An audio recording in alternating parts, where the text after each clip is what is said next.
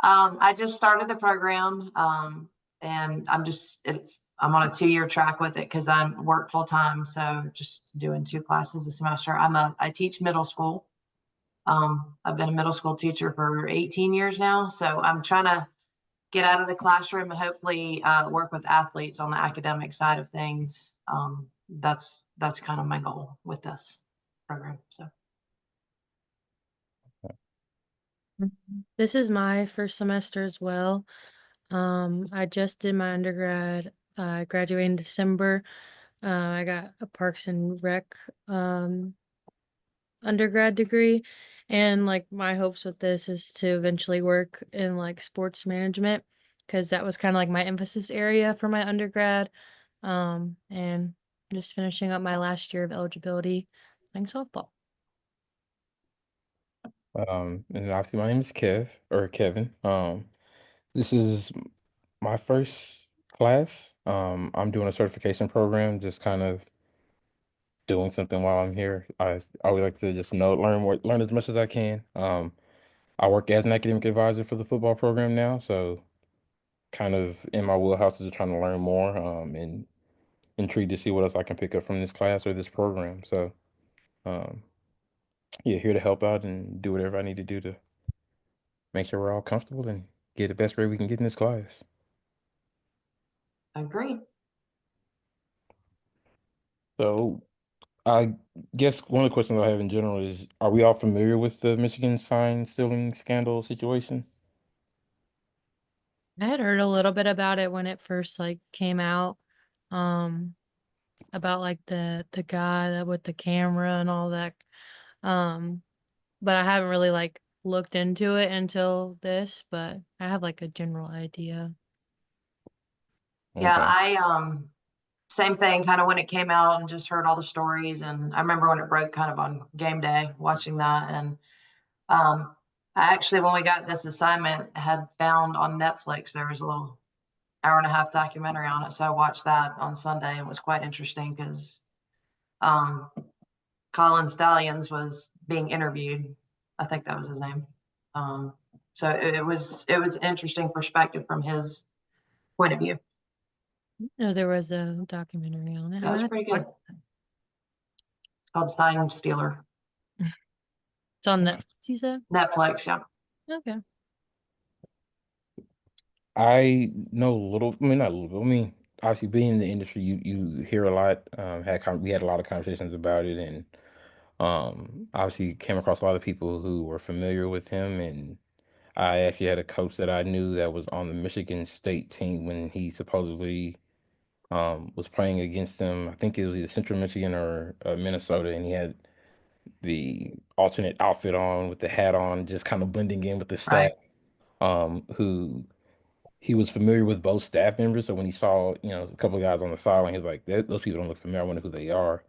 So just to find out, obviously, oh, he's a part of Michigan and so on and so on. So I had not watched the documentary, but I heard great things. I heard pretty good things about it. So it is on Yeah, it my was pretty. list at some point.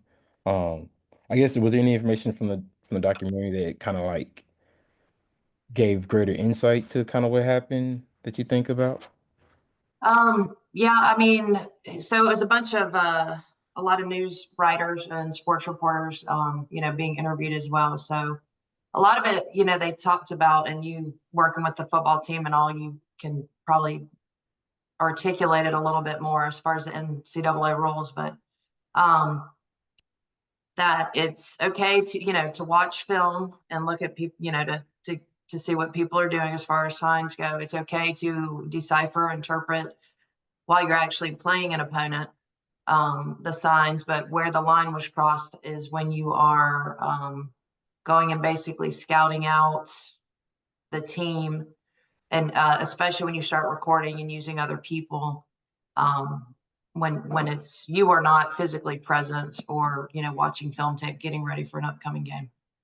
That's where they kind of drew the line as far as crossing that line ethically, and I guess might have been violating a rule, the NCAA rule, which made sense. I mean, that's kind of my opinion of it too. It is. like I said, very interesting to hear his perspective that he was so like obsessed, I guess is a good word, with being a coach at Michigan, that it was like he was going to, he didn't quite see where that line, where he crossed the line. In his eyes, he was doing everything he could to bring Michigan a winning season, or at least help their football program out as best he could. And to this day, I think he still believes that, like nothing, he didn't do anything wrong. You see, to me, that's the crazy part about it. Right. Is even after it's all said and done, you still are like, I feel like I was in the right, or I feel like I was good on what I did, and it was within the boundaries. And I know, it's always tricky when it comes to NCAA. And I was fortunate that I was a participant in college collegiate sports, and then also I coached in it, and then now in the academic side of things. So there's always these gray lines and these gray areas within the bylaws that you can kind of interpret however you choose to, almost. And depending on if someone reports you or if it gets brought up, then kind of like that's when they kind of like normally clear up if you are in the right or wrong. But you know, one thing I think everybody always knew was, yeah, you couldn't get information pertaining to other teams that wasn't available for everyone to get. And if you're stealing their signs during other games and dressing up as an opposing coaching staff, Right. that's I don't think that's something that I don't know anybody that would think that that's within the boundaries of the rules. Right. And then just, he was buying tickets for his friends and family to go basically steal the signs as well. So Oh, that Yeah, I did not know that. What are you gonna say, Brooke? yeah, they've got it all. There's a paper trail with, through Venmo and stuff, him buying all these tickets for the different games. And, he's like, oh, my friend wanted $100 ticket to watch, Michigan State, Indiana play. So I bought it for them. And I guess every single ticket's on the 50-yard line across from the opposing team. And they're like, if you've ever been to a football game, you don't buy 50-yard line tickets for $100 to any game. And it's very interesting. yeah, even for us, we have like lots of rules pertaining to like the use of technology. We have these things called Yacker techs, and they're basically just like these really like bougie cameras. And while we pitch or hit, it records. It's like we have someone on our iPad while we play or practice, and they basically like put the person, like click their name. So say I would be hitting, which I don't, but they would just click our name, and so every time we hit a ball, it shows our launch angle, our exit velo, where we hit the ball, like it shows like the pitch itself. And I'm a pitcher, so like a lot of this information is like if someone got a hold of all this information of me pitching, there's pitching machines where they could input my sequence, my spin rate, basically how I individually, like as a person, throw the ball, my heat map of where I throw it, so the pitching machine could throw mostly inside and throw an exact replica of a drop ball I throw. So like we're not allowed to like take those people's information like when we play. Like they only are allowed to tag like what we do.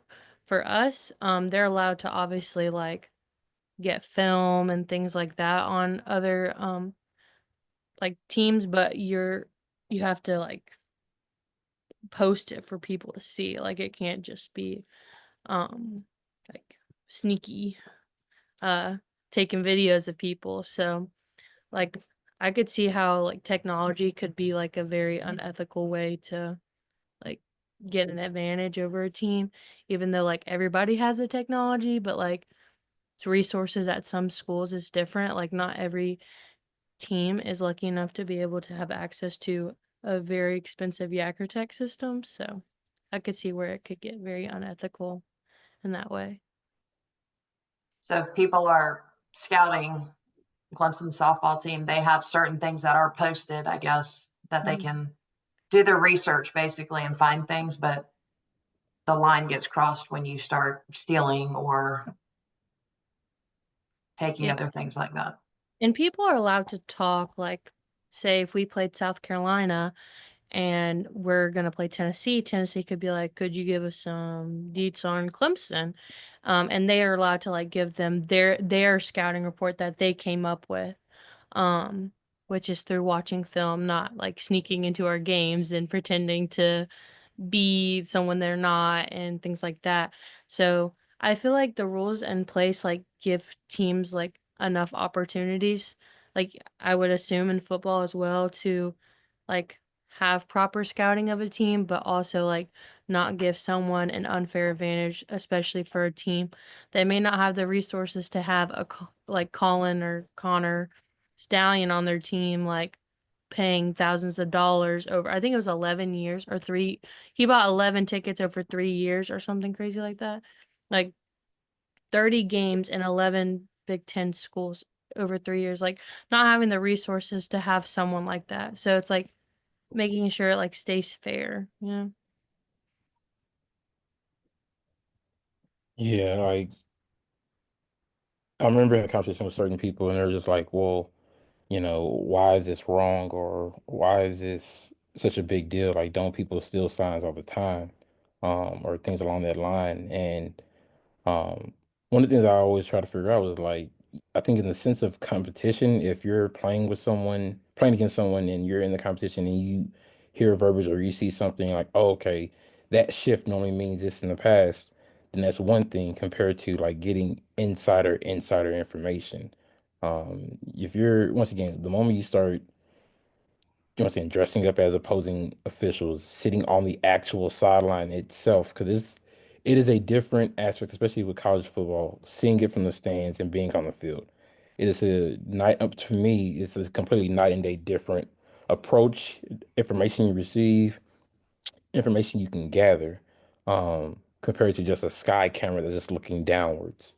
You can also see different coaches in their positionings and things like that. That if you do that during the game or if you did that over previous years, then it's one thing. But obviously, if you're picking up on information prior, then obviously you're having an advantage over someone else. And kind of like you mentioned earlier, Brooke, like not every program. Now, granted, I understand Michigan and a Penn State or Ohio State may have the same kind of resource, but not every program is going to have the ability or the money or the ability to send a defensive analyst out to a game at a different venue the day of or the night before, and then be able to get them back in time to do their job for the team as well. So like you start to create an unfair advantage and almost just a wild ruckus chaos form of competition at that point. I agreed. And I guess with they're using the helmet radios more frequently now in college football, I guess. So I guess the signalers might be soon extinct, right?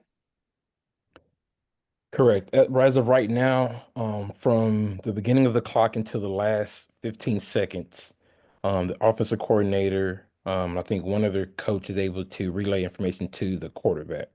Okay. Um, they still have signs on the sideline in case, as they get lined up, they see the difference in a different position.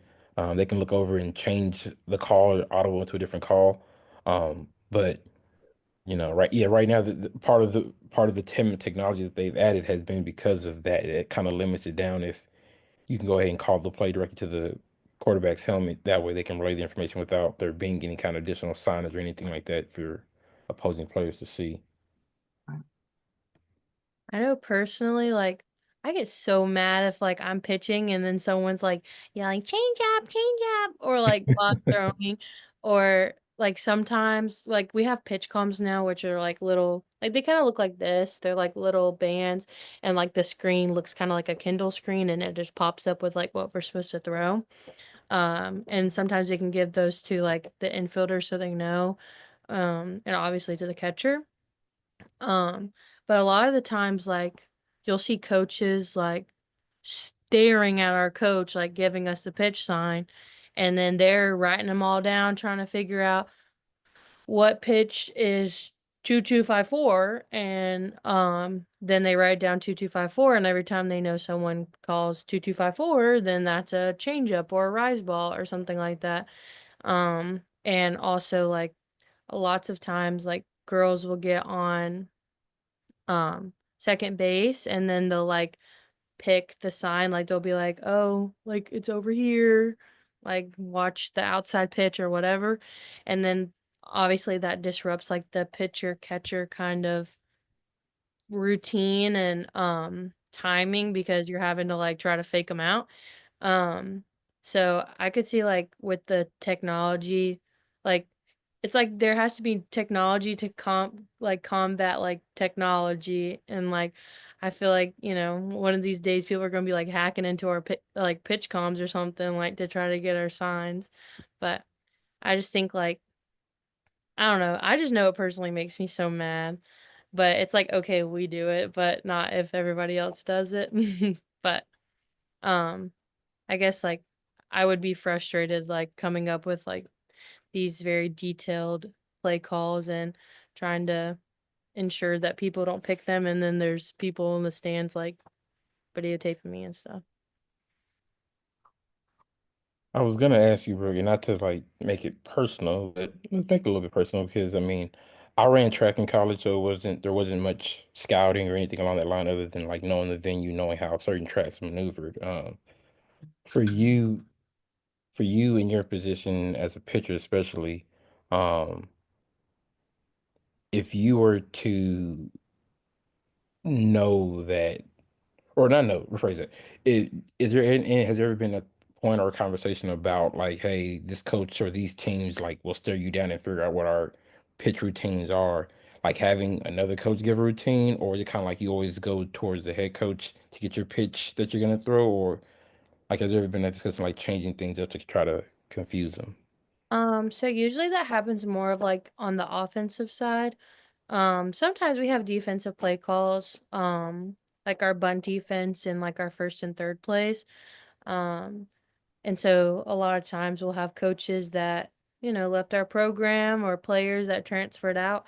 And when we play them, we have to switch things up a little bit because they're going and telling their teams, like, this is our things. And our coach is very, like, we do the same thing a lot. And I'm surprised, like, everybody in the country doesn't know our signs. But, so we changed those up a lot too. Like, um, a lot of times, like, when we do our offensive signs, like, he has an indicator, and that's, like, the so say, like, the indicator could be, like, my nose, and 3 touches means to bunt. I would be, like, doing all these touches, like, and then I'd be like, "Nose," and then it's 1, 2, 3, nose, or whatever, and so, like, we switched those things up, because things like that would get out, and we also have, like, steel signs that are, like, weird. So it just, like, looks like he's nonchalant, like, scratching his head, and then that means to steal. Um, so, like, we had to switch a lot of those things up just solely because of people going in and out of our program, and I feel like that's fairly normal thing to do. I never really thought about that aspect of, transfers, and especially it seems easier nowadays to transfer in and out of schools. Mhm. So, where's the ethics in when you go to a new school, you bring everything with you, the plays, the signals, all of that stuff, kind of insider information that, and I guess that's fine. There's no rule against bringing that with you.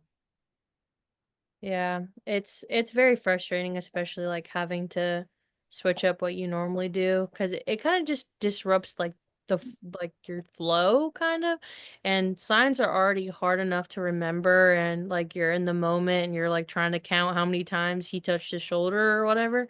So having to like remember new stuff, it makes it a little bit like it just makes it more challenging and more room for error for the people that are receiving the sign or the call. Absolutely. I can see that. Now, this is also too personal. You do not have to answer this. I am not trying any way trying to incriminate you, anything like that. If you were to if you had a coach who you knew was willing to give you that kind of information, um, do you think it would be one that you would be willing to accept, or is that something where you kind of like, nah, I'm good. Let me figure this out on my own. I'm the type of like player just individually like I don't really watch film. If I watch film, it's like me pitching. And it's only when I do good, like I don't watch me do bad. So I'm not really like one to go watch other teams play or like even today our one of our coaches asked us like what kind of scouting reports do we want before we pitch? And I was like, the only thing I want to know is that if they can hit a changeup, like I don't want to know anything else. Like I don't want to know if their batting average, I don't want to know um if they hit good inside pitches. Like I don't want to know how to get them out because then like I kind of think about it too much. So I kind of want the bare minimum when it comes to that. Which I think I'll probably end up telling them I don't want to know if they can hit a changeup or not because then I'll get scared. um but yeah, I probably wouldn't want that just because like it makes me get in my head too much while I'm pitching.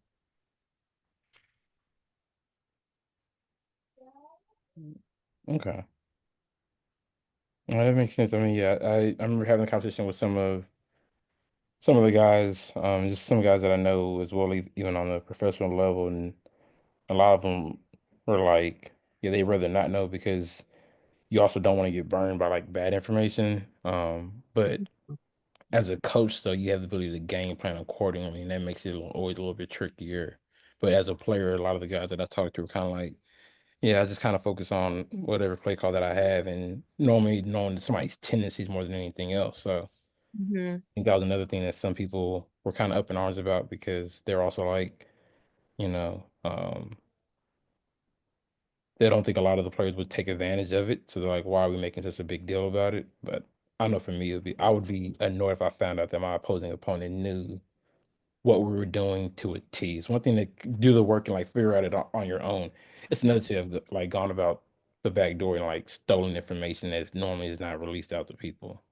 Yeah. A lot of times like pitcher tendencies, um like obviously you're human, like you're not gonna pitch every single pitch exactly the same.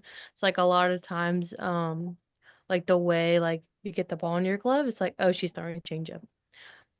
So a lot of those kinds of things like get like released out and that kind of bothers me. It's like I'll be like I don't even have like the grip on the ball yet and they'll be like, "She's throwing up, blah, blah, blah, blah, blah." I'm like, "Bro, like you tell my grandma in the stands what I'm about to throw." Like it's just like it's part of the game though, like that part, but it'd be different if their coach was sitting there like sneaking into our practices and like watching me in bullpen and coming to all of our games and you know but I mean like too I guess like with the whole Michigan thing like it's one thing like he could have still watched those on TV. It's cuz like those games and but he knew like going and doing what he was doing was giving him a leg up, which I also think was kind of like the dirty part about it too, like, you said about, like, with the documentary and everything, and I just don't know why he, like, wouldn't see that because like, oh, you can watch football on TV, like, every single, Saturday, so, um, yeah, I don't understand, like, that kinda thing. Yeah. I guess I think, oh, go ahead. go ahead, I'm sorry. I was gonna try to divert it somewhere else, but no, go ahead. What are you gonna say, Heather? I was just gonna say, it sounds like we're all in kind of agreement with, going to a game or watching films, one thing, but then when you are dressing up and disguising and traveling thousands of miles to go video or go in disguise, then that's where that line is crossed and it's not okay. Yeah. I was just pretty much gonna ask, what are you guys' thoughts on the head coach's responsibility on all of this? Um, he's supposed to be overseeing the program, and obviously you have someone on your staff that's doing these things. He obviously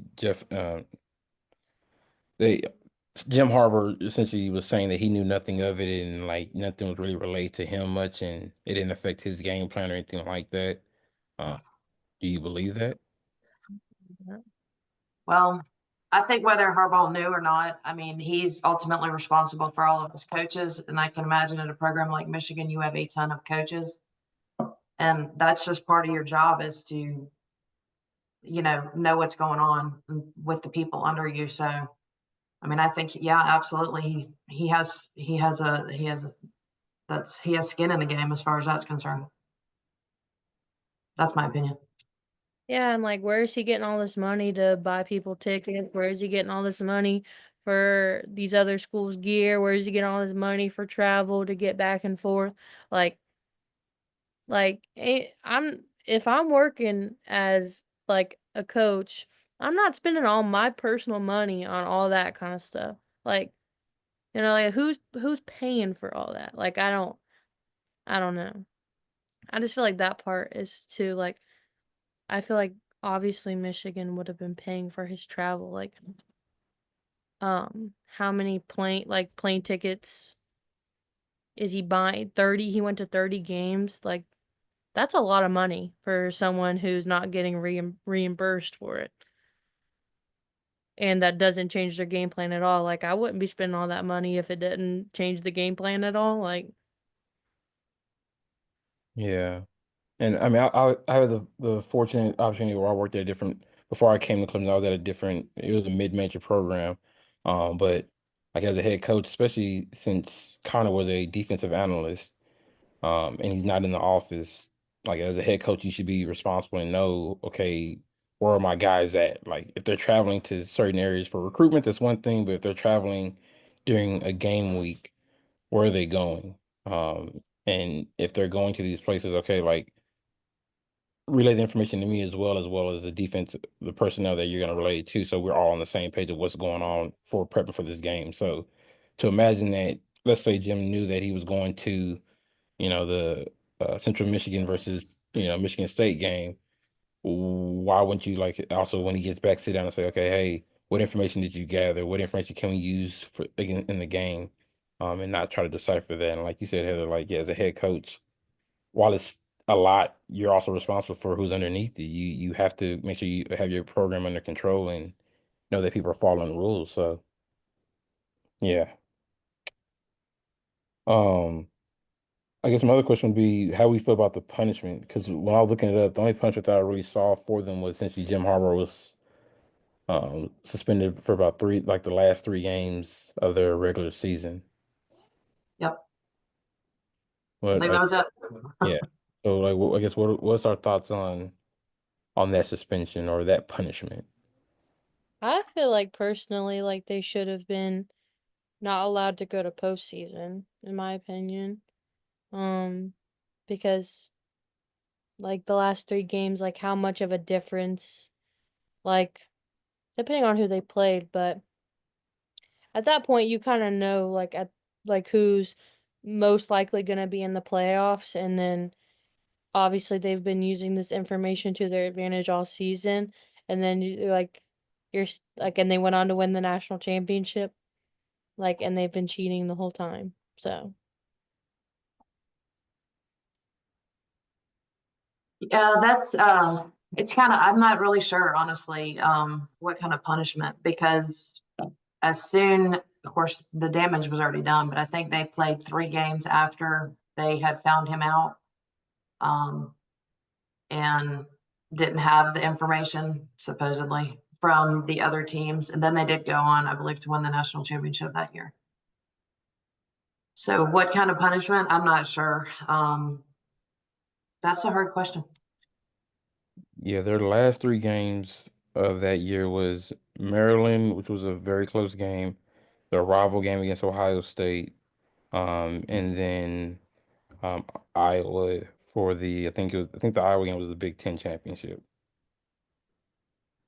So yeah, and I get it. College sports, especially at the time, college football, because that was a 14 playoff. So one loss can be detrimental to your season. So any potential loss would you could say would be magnified, but even then, by then the damage kind of is already done. If they've, if he went to over 30 games, the information that he may have picked up and you may be using it and putting in those play in those games, we're already probably there, put into the program already, put into the game plan. Um, that way you know what to expect. I know From my experience with it, I know that a lot of times you already have your game plans for certain teams months in advance. You know their tendencies months ahead. So, he misses 3 games, in November. That was already put in place September, October, So yeah. Um, it's interesting. It is interesting. So And I'm not 100% if he was actually on Michigan's payroll or not. I can't remember, but it seemed like he for a little while was giving information and for free. Basically, he had just kind of gotten in touch with one of the coaches, or he went to a coaching clinic and started to tell him that he could film teams and things like that. So they just kind of like, okay, go do it for us. So I'm not 100% sure if he was on Michigan's roster or payroll. Well, I'm gonna look it up and see. from what I saw, they said that they had him titled as the defensive analyst, which is like one of the Okay, lower it's one of your lower paying positions positions. in Yeah, football staff. And you pretty much you give someone that just because you want them to get some experience or you want them to like kind of be involved without like having them too much involved, but then they're meant right. to go do the recruiting and not recruiting, but go out and get information and provide it to you. So um yeah, because they ended up terminating him after when the investigation started. Okay, so he was on the payroll. Yeah. That this is like a USA Today article. It says he began his coaching career as a student at Navy when he realized he had a knack for stealing opposing team signals from the sidelines. That began a trajectory that ended with him landing his dream position as an analyst on the football staff at Michigan.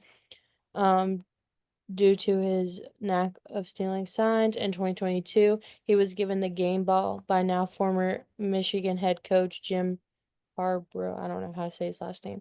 After a Big Ten victory over Iowa. Yeah, that's not yeah. I still don't understand how you get the 3 game suspension for that. Like, yeah, it is what it is. But yeah, there's more to that.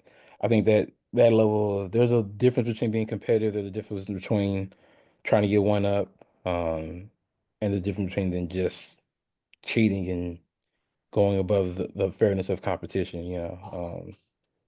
Without going into another rabbit hole. But yeah, just the same thing. It's the same thing as doing any kind of PED or any kind of drugs that allows you to, be stronger or faster, anything along that line. It's just create an unfair advantage, an unfair playing field for people to participate in at times. So Definitely probably should have been more investigation and at least a year of suspension or something. yeah.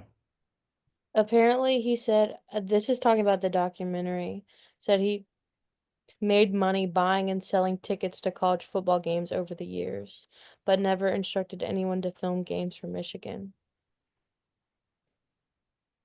So, That's Yeah, maybe what he says.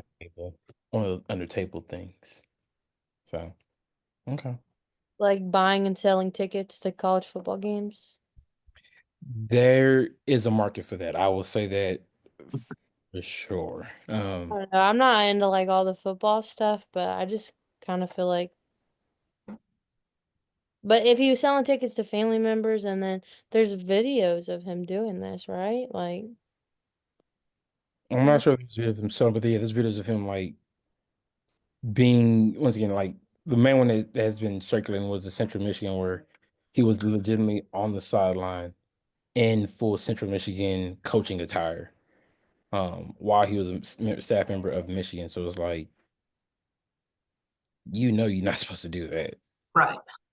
So I remember someone asking me like, well, how did Central Michigan not know that he's not a member of the staff or anything like that? And I remember telling them like there are so many members on the staff, kind of like you mentioned before, there's so many people on the staff. You don't know if this is just one of the strength and conditioning guys or something along that line. So you're not paying too much mind to it as long as they're not interfering with anything. And so if he's just sitting there with his arms folded, watching and cheering, you're never gonna call him out and say, "Hey, who are you?" or "You don't belong here." Right.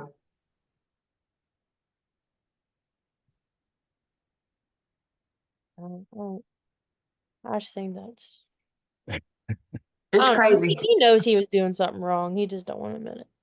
Correct. I agree. I agree. I'm intrigued to see how this rolls into the